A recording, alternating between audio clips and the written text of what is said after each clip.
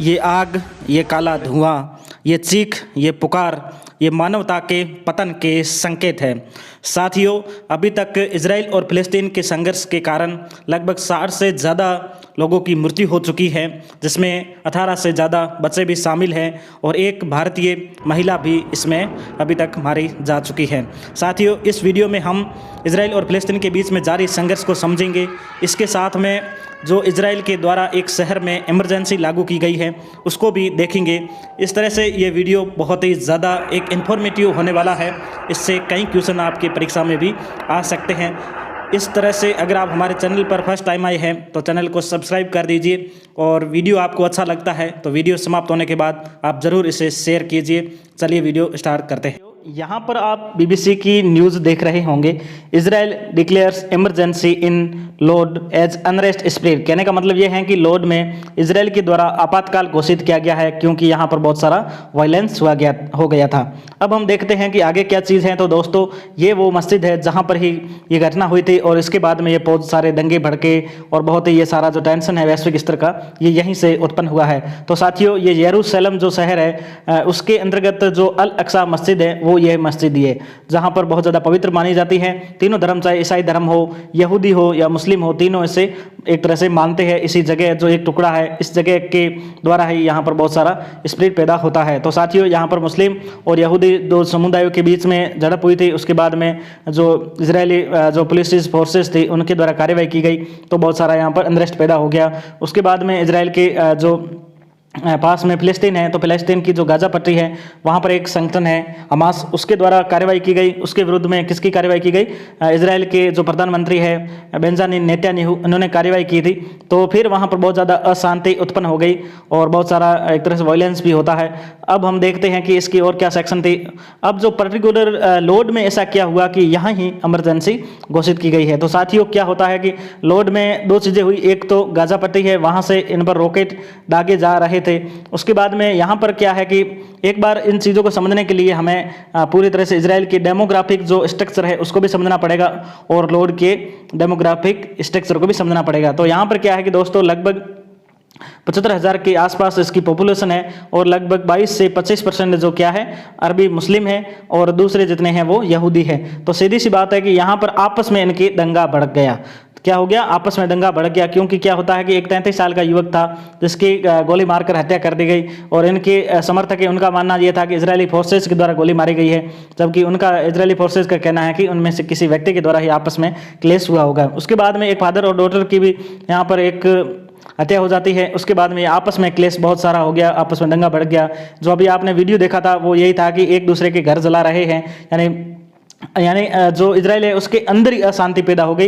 यानी यहाँ पर क्या दिक्कत आ गई है कि जो हमास था उसके और इजराइल के तो चल ही रहा था, यहाँ पर क्या हो गया कि जो इजराइल के अंदर मुस्लिम रहते हैं उनकी और यहाँ पर यहूदियों के बीच में संघर्ष हो गया है। तो इसके कारण फिर इस सिटी के अंदर क्या लगाया गया? आपातकाल लगाया गया है। तो ये हो गई स्थिति।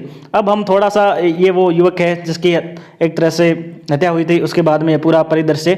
नोड की घटना को समझने से पहले अब हम सीधा इजराइल के डेमोग्राफिक स्ट्रक्चर को देख लेते हैं।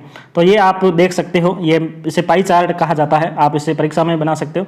तो यहाँ पर क्या है, इजराइल की जो जनसंख्या वो कितनी है? 91 लाख के आसपास है। उसमें 74% यहूदी है और 17 से 18% मुस्लिम है, यानी 17 से एक तरह से 18 लाख के आसपास कितने हो गए? मुस्लिम हो गए। तो इनके बीच में आपस में संघर्ष आरंभ हो गया था लोड में, ठीक है। इनके बीच में आपस में संघर्ष हो गया था। तो आप समझ सकते हो कि कोई देश अगर बाहरी मोर्चे पे लड़ रहा हो, उस देश के अंदर भी अगर कोई अशांति हो जाए, विद्रोह हो जाए, और उसके अंदर ही कोई राइट्स हो जाए, दो कम्युनिटी आपस में लड़ जाए, तो वो देश बाहर भी नहीं लड़ पाएगा। इसलिए इन्होंने नोड में इस चीज़ को रोकने के लिए, क्योंकि ये पूरे एक तरह से इजराइल देश में फैल सकता था, इस रोकने के लिए फिर इजराइल ने जल्दी से जल्दी इसको यहाँ पर एक तरह से इमरजेंसी को लागू कर दिया। भारत की सुविधा ने वो भी एक तरह से जो राज्य है या फिर कोई क्षेत्र अगर अशांत हो जाए या एक तरह से सशस्त्र विद्रोह हो जाए, तो भारत की राष्ट्रपति पावर है कि वो वहाँ पर इमरजेंसी लगा सकता है। तो ऐसी स्थिति में यहाँ पर भी इमरजेंसी को लगा दिया गया है। अब हम देखते हैं कि जो मुस्लिम हैं वो क्यों नाराज हुए यहूदियों से। तो पहला कारण अभी हमने देखा था, एक जो 33 साल के युवक की हत्या हुई थी वो फर्स्ट हो गया।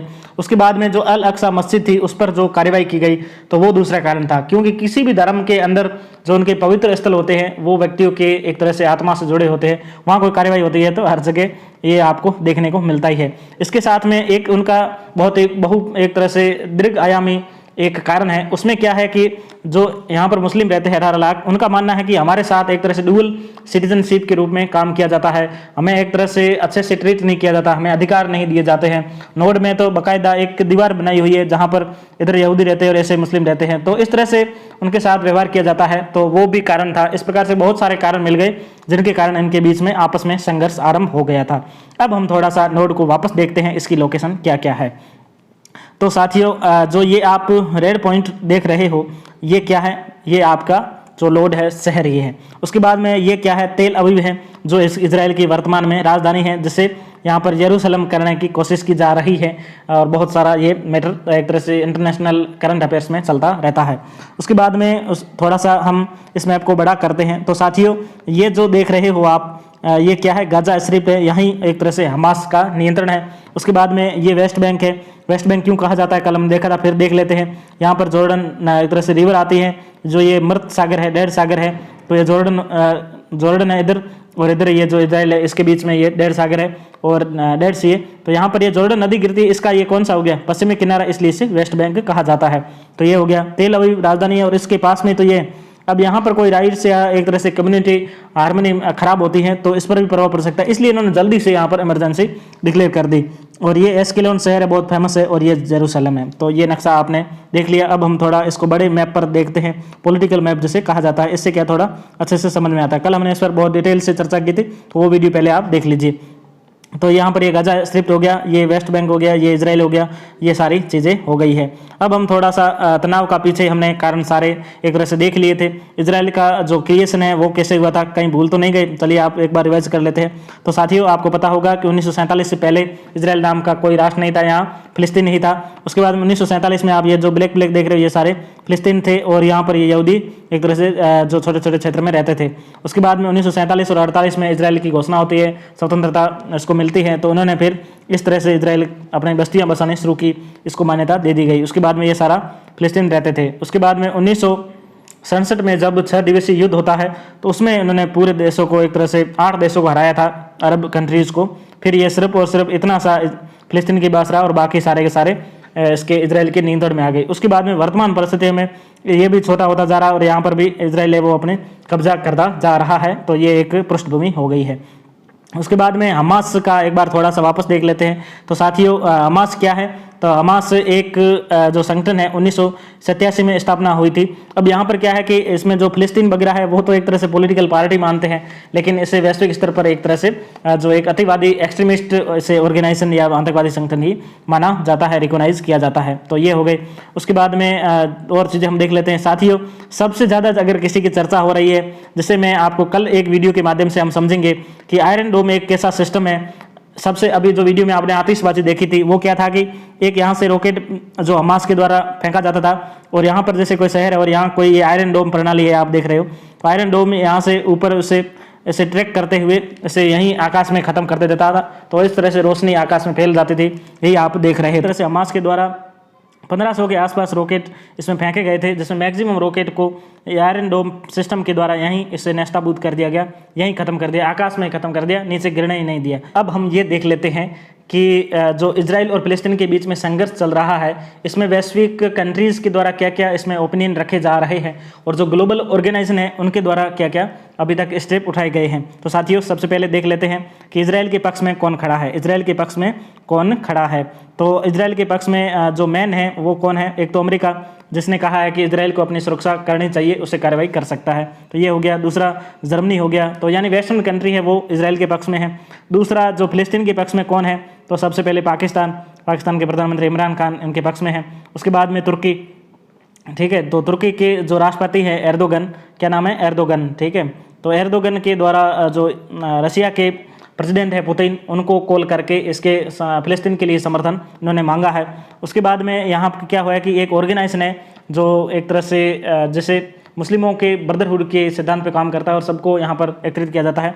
इसका नाम है OIC। क्या नाम है? OIC, ठीक है, ऑर्गेनाइजेशन ऑफ इस्लामिक कंट्रीज़। तो इनका जो संगठन है, इन्होंने फिलिस्तीन का समर्थन करने का एक तरह से कहा गया है।